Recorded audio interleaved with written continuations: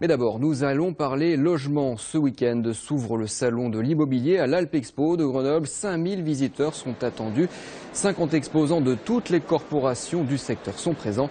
Tous ont probablement en tête le projet de loi de la ministre du Logement, Cécile Duflot. Ces nouvelles mesures devraient favoriser à la fois les investisseurs et les locataires. Pour en avoir le cœur net, Isabelle Colbrand et Jean-Pierre Rivet ont rencontré un conseiller en patrimoine. Depuis avril 2010, Julien Sébat assiste, conseille et guide tous ceux qui souhaitent faire fructifier leurs biens. Sa profession s'articule autour de 3 axes, l'étude, la définition des objectifs du client et les solutions qu'il peut lui proposer. Aujourd'hui, ce métier qui semblait ne s'adresser qu'aux grandes fortunes a trouvé une place différente.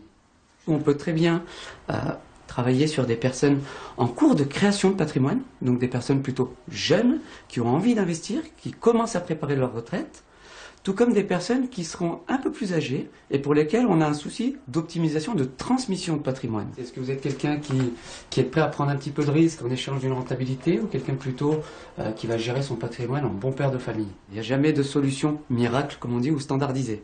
Notre métier, justement, consiste à apporter des solutions précises et individualisées à chaque personne.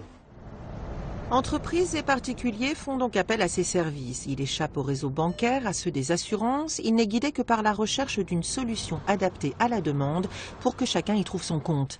Avec le projet de loi proposé par Cécile Duflot, qui vise à renforcer le secteur du bâtiment, Julien doit également décrypter l'information pour mieux conseiller. L'idée, c'est d'être dans la continuité des lois précédentes, telles que Robien ou Cellier, qui sont encore en vigueur, avec quelques petites particularités sur les plafonnements de loyer et autres des zones géographiques pour éviter les dérives qu'on a connues dans l'immobilier. Maître mot de la relation client-conseiller, la confiance.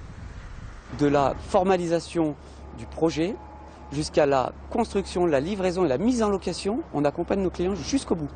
Et on va même un petit peu plus loin puisqu'on les aide dans leur déclaration de revenus. Alors, épargne mesurée ou patrimoine plus conséquent, la porte d'un cabinet de conseil n'est plus aussi difficile à pousser qu'autrefois.